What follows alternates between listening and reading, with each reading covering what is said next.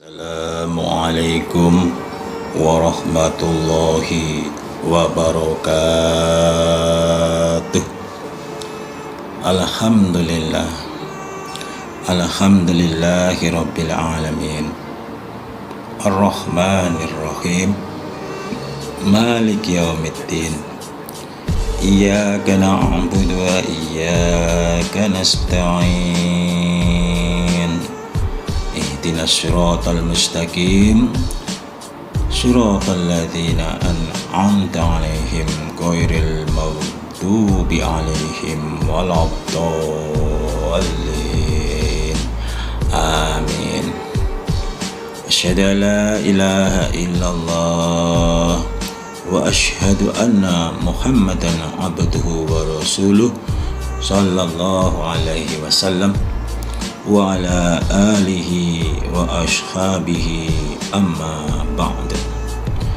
Bapak-bapak, ibu-ibu, para saudaraku semuanya, kaum muslimin wal muslimat di mana saja berada, puji syukur kita haturkan kehadirat Allah Subhanahu wa taala atas segala limpahan rahmat, taufik serta hidayahnya. Dengan adanya limpahan rahmat, taufik serta hidayahnya, alhamdulillah kita sampai sekarang diberikan kesehatan, kewarasan, dan sampai detik ini, sampai sekarang kita diberikan bisa menerima nasihat-nasihat dari Allah dalam kitab suci Al-Quran dan mau menerima nasihat-nasihat dari Rasulullah Sallallahu Alaihi Wasallam dalam kitab sucinya Al-Hadis yang disampaikan oleh para penyampai-penyampai agama Allah, yang disampaikan oleh para perantara-perantara agamanya Allah, yaitu mulai dari Rasulullah Sallallahu Alaihi Wasallam, dilanjutkan oleh para sahabat-sahabatnya, diteruskan oleh para pengikut-pengikut sahabat, para tabi'in, tabi'ahum, dan dilanjutkan oleh para ulama-ulama sholihin, dilanjutkan oleh para mubaligh dan mubalighat, para orang-orang yang diberi ilmu, apakah itu ustadz atau ustadzah atau apapun namanya, atau kiai atau apapun namanya. Yang terpenting Bapak Ibu sekalian bukan panggilannya, yang terpenting adalah apa yang disampaikan. Ya, kalau panggilan itu hanya sebuah panggilan saja, tapi kalau yang disampaikan itu sesuai dengan tuntunan, sesuai dengan pedoman umat Islam, yaitu Al-Quran dan Al-Hadis atau Sunnah Rasul, berarti kita sebagai orang iman, sebagai orang muslim, itu wajib untuk menerima. Karena apa? Karena yang disampaikan adalah menyampaikan firman-firman Allah di dalam kitab suci Al-Quran. Kenapa kita wajib menerima? Karena yang disampaikan adalah sabda-sabda Rasulullah Sallallahu Alaihi Wasallam di dalam Al-Hadis. Kenapa kita wajib menerima? Karena kita sudah mengikrarkan diri kita sebagai orang muslim. Kita sudah bersyahadat asyhadu an la ilaha illallah wa asyhadu anna Muhammadar Rasulullah Sallallahu Alaihi Wasallam. Dalam prakteknya adalah kita mau menerima nasihat-nasihat dari Allah yang terdapat dalam kitab suci Al-Quran. Dalam prakteknya adalah kita mau menerima nasihat-nasihat dari Rasulullah Sallallahu Alaihi Wasallam dalam kitab suci yang namanya Al-Hadis. Kalau kita tidak bisa menerima, kalau kita tidak bisa menerima nasihat-nasihat yang terdapat dalam Al-Quran, nasihat-nasihat yang terdapat dalam Al-Hadis dan hadis Nabi, ini berarti kita tidak sesuai dengan ucapan syahadat kita. berarti kita cuman hanya syahadatnya itu cuman di lisan.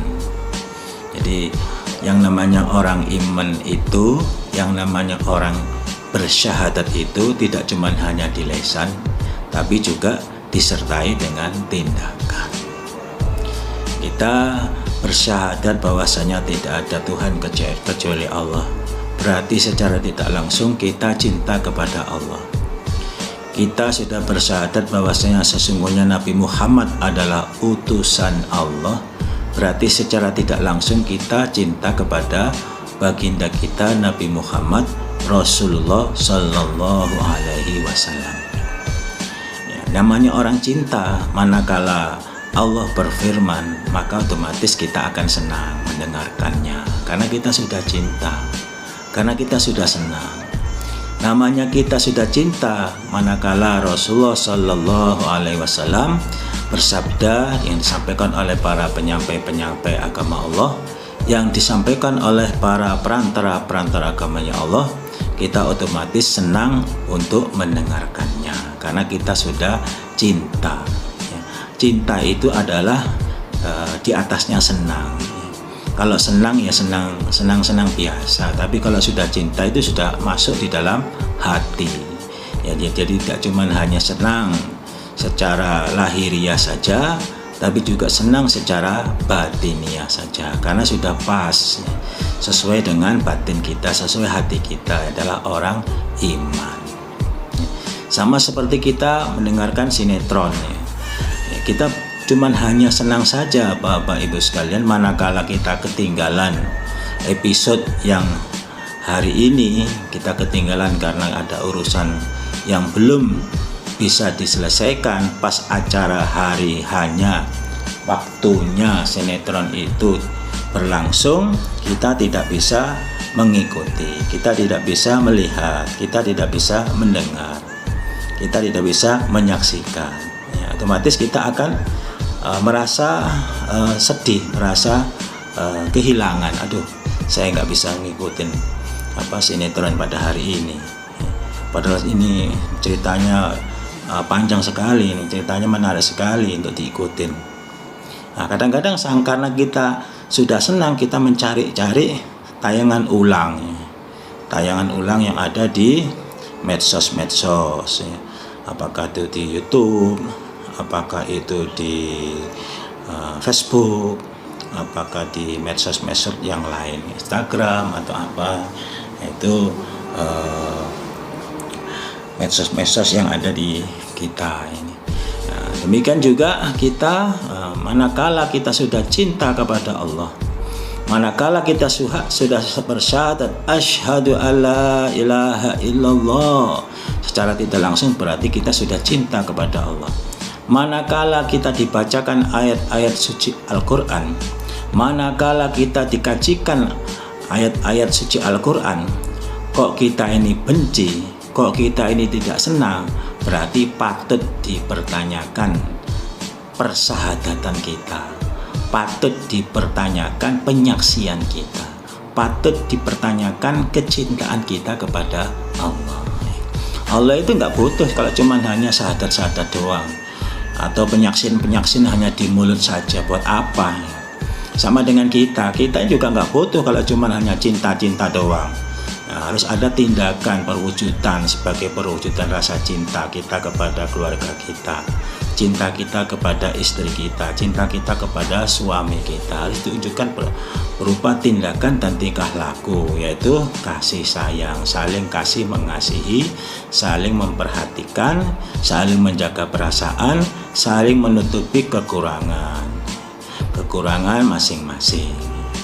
Nah, ini Bapak sekalian, ini sebagai perwujudan rasa cinta. Kalau cuma cinta kemudian kita nggak perhatiin, kemudian kita dicuekin, kita nggak diurusin, ya otomatis ya itu berarti itu bukan cinta, ya. Itu namanya cinta monyet. Apa cinta monyet?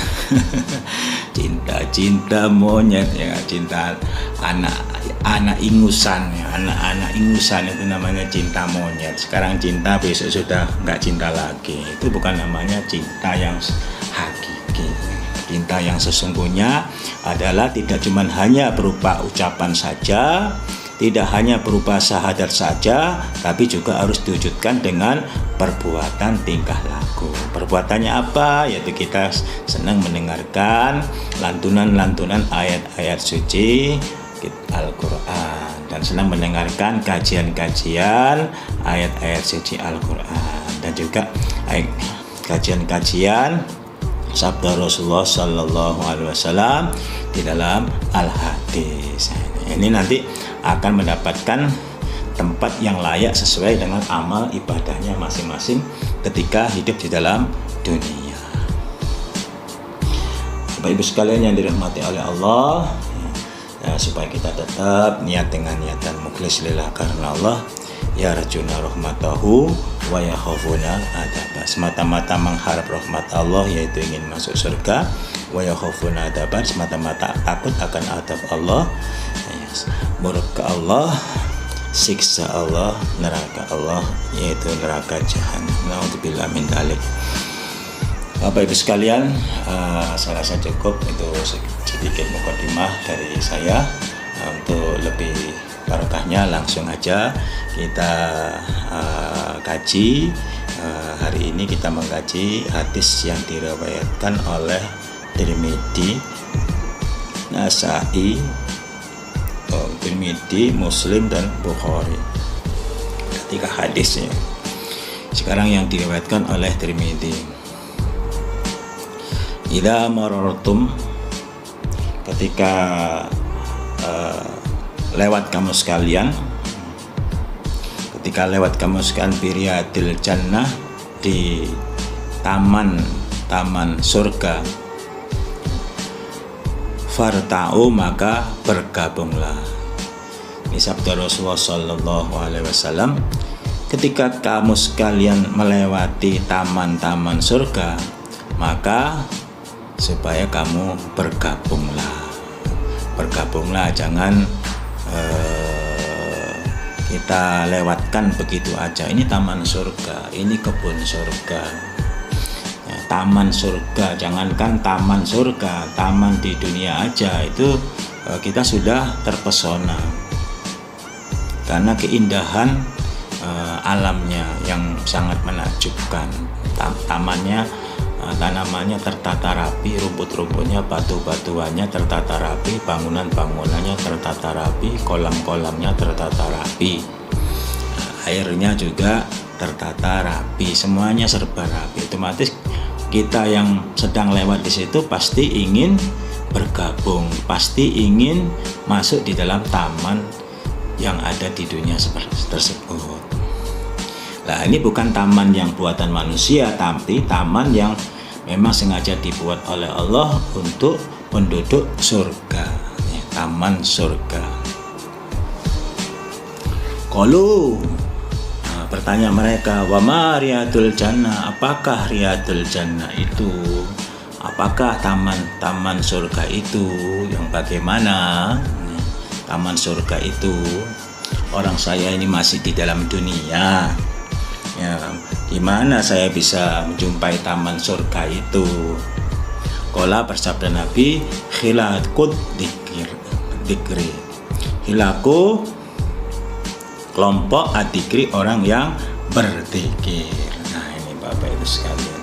Jadi kalau ada perkumpulan yang di situ sedang berzikir, maka kamu sekalian supaya bergabunglah, supaya kamu ikut berzikir, sama dengan kamu sekalian menjumpai taman surga.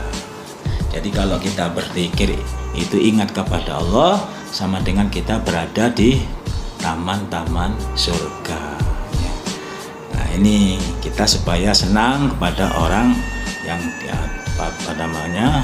pada suatu kaum atau kelompok yang di situ sedang melakukan zikir kepada Allah. Afdhalul zikir la ilaha illallah. Nah, ini tadi yang namanya zikir yang paling utama itu adalah la ilaha illallah. Termasuk kuncinya surga adalah la ilaha illallah. Miftahul jannah La ilaha illallah. Nah, ini saya waktu dulu kecil itu sering dengarkan waktu mau sholat maghrib itu ada orang yang siiran lagu. Waktu saya kecil sering itu waktu di kampung. Nah, ini kuncinya masuk surga adalah la ilaha illallah. Jadi Bapak Ibu sekalian, manakala kita di dalam dunianya ahli zikir, ya insya Allah manakala kita nanti mau dipanggil oleh Allah akan dimudahkan untuk mengucapkan kalimat zikir tersebut.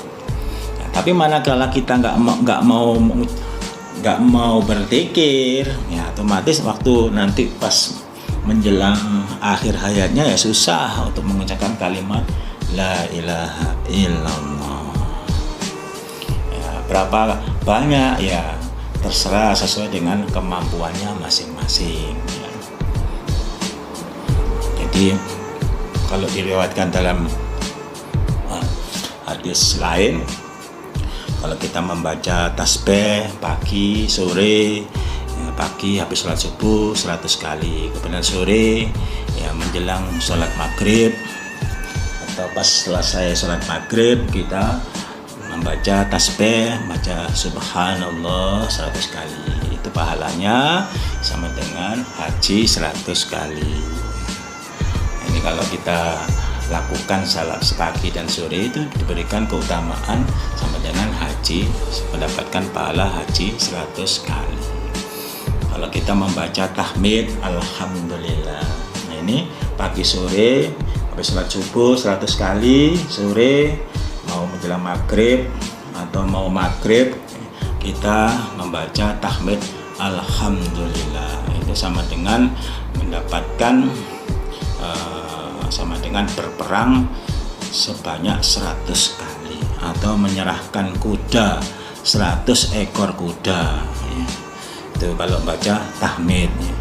Berperang sama dengan mendapatkan setara pahalanya sama dengan orang yang berperang fisabilillah. Kalau sekarang sudah nggak ada berperang, sudah merdeka, tapi pahalanya sama dengan mendapatkan pahala berperang sebanyak 100 kali atau menyerahkan 100 ekor kuda fisabilillah untuk berperang fisabilillah.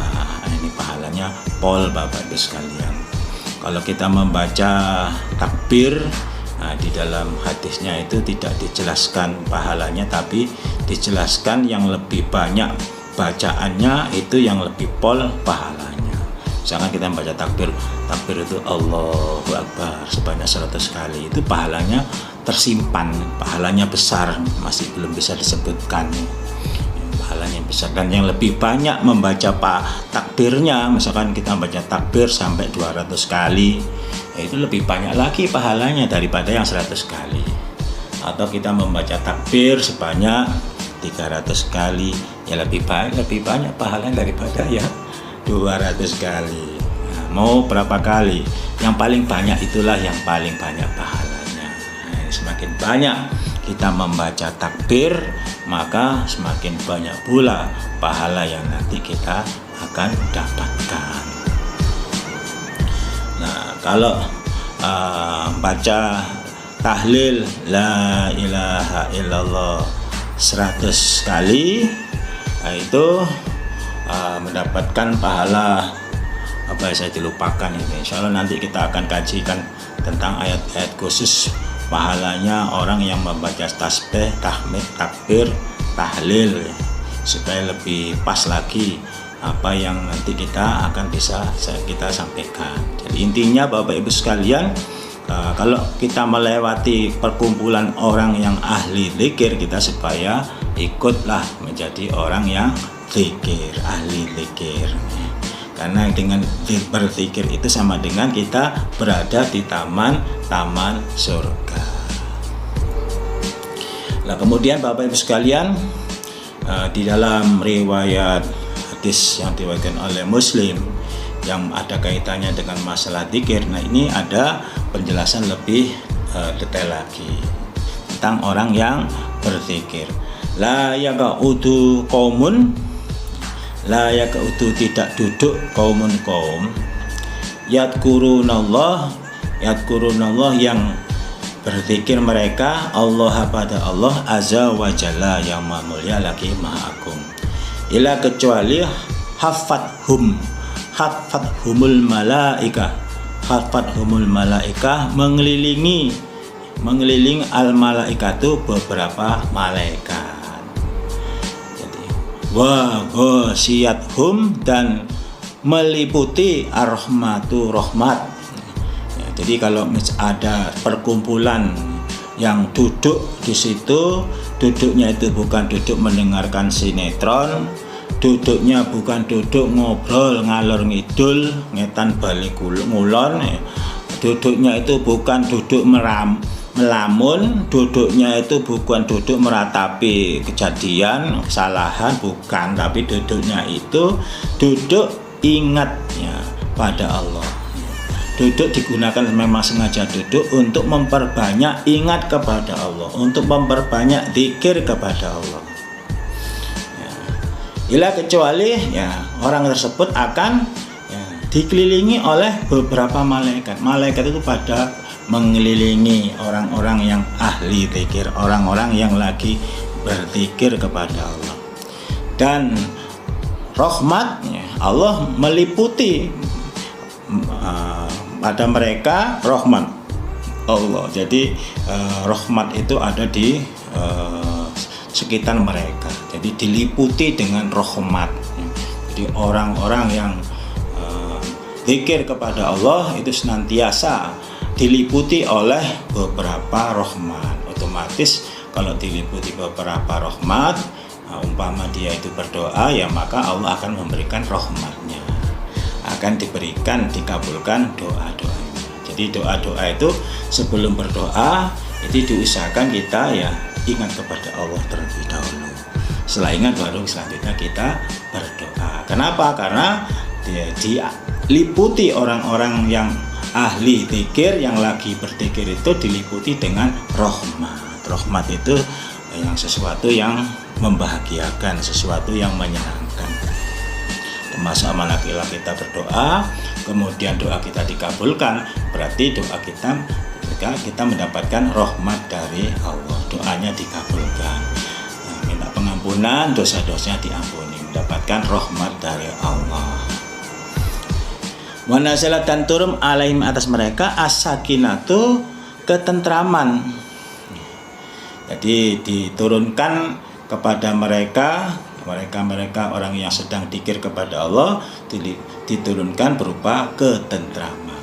Jadi kalau kita ingin tentram di dalam dunia, jadilah orang yang ahli dzikir. Kalau kita ingin senantiasa diliputi rahmat dari Allah, maka jadilah kita menjadi orang yang senang berzikir. Kalau kita ingin dikelilingi oleh beberapa malaikat Allah, maka jadilah kita orang yang ahli dzikir. Karena orang-orang yang ahli dzikir itu disenangi oleh beberapa malaikat. Wa dzakarahumullah fiman indahu, wa dzakarahum dan menuturkan pada mereka orang yang ahli dzikir di dunia, Allahu Allah, fiman di dalam orang, maksudnya orang itu malaikat, indahu di sisinya Allah. Jadi orang yang ahli dzikir oleh Allah, Allah itu nanti akan menuturkan, tuh lihat tuh orang hambaku yang di dunia itu, ada beberapa kaum tuh, lihat tuh, malaikat coba lihat tuh, itu sedang berzikir, sedang berzikir kepadaku. Jadi kebanggaan oleh Allah, dibanggakan kepada para malaikat-malaikatnya Allah. Jadi malaikat-malaikatnya Allah juga berzikir, tapi zikirnya malaikat itu tidak ada hentinya, terus berzikir terus ya. Tidak ada berhentinya, tidak ada istirahatnya, tidak ada ngantuknya, tidak ada makan, tidak ada minum, tidak ada buang air besar maupun buang air kecil, ataupun tidak ada bersin, tidak ada ludah, atau tidak ada macam-macam keringat dan lain sebagainya. Untuk malaikat terus berzikir terus. Nah ini, maka dari itu Bapak Ibu sekalian, harapan kami ya kami supaya semuanya bisa menjadi kebanggaan oleh Allah, ya, jadi kebanggaan para malaikat Allah karena kita senang ingat kepada Allah. Kemudian dalam hadis riwayat Bukhari dijelaskan lagi, ij'alu fi buyutikum fi sholatikum min sholatikum wala tattakhidhuha qubura. Ij'alu, menjadikanlah fi buyutikum, dalam rumah kamu sekalian, min sholatikum, dari sholat kamu sekalian, wala tattakhidhuha, dan jangan mengambil dan jangan menjadikan kamu sekalian pada rumah kuburan seperti kuburan. Jadi Bapak Ibu sekalian, Nabi bersabda, jadikanlah rumah kamu sekalian digunakan dijadikan untuk sholat, untuk ibadah, ya. Baik ibadah yang wajib, syukur-syukur ibadah yang sunnah, sholat lail, ya, sholat nahar, ya. Wala tattakhidhuha kuburan, dan janganlah menjadikan rumahmu itu seperti kuburan. Maksudnya Bapak sekalian, manakala rumah yang tidak pernah digunakan untuk ibadah kepada Allah, apakah itu sholat, apakah itu zikir, apakah itu membaca Al-Quran, maka rumah tersebut seperti kuburan. Artinya rumah yang seperti kuburan itu rumah yang tidak berpenghuni, rumah yang senang ditempati oleh setan-setan. Jadi setan-setan itu lebih senang, lebih betah manakala ada rumah yang tidak pernah digunakan untuk ibadah kepada Allah. Ya, kemudian rumah tersebut juga dijauhi oleh para malaikat. Malaikat tidak senang rumah yang seperti itu. Dan juga kebaikan sedikit sekali di dalam rumah tersebut. Maka dari itu Bapak sekalian, supaya rumah kita menjadi tempat yang barokah, jadikanlah rumah kita ini adalah untuk ibadah kepada Allah. Jadikanlah rumah kita untuk tempat sholat kita. Jadikanlah rumah kita untuk zikir kita. Jadikanlah rumah kita untuk tadarus, menghafalkan Al-Quran, mengkaji Al-Quran, membaca Al-Quran. Maka rumah tersebut menjadi rumah yang barokah, rumah seperti taman-taman surga.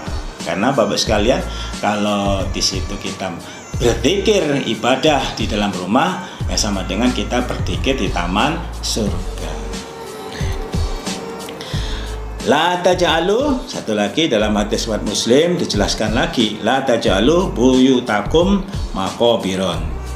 Janganlah menjadikan rumah kamu sekalian seperti kuburan.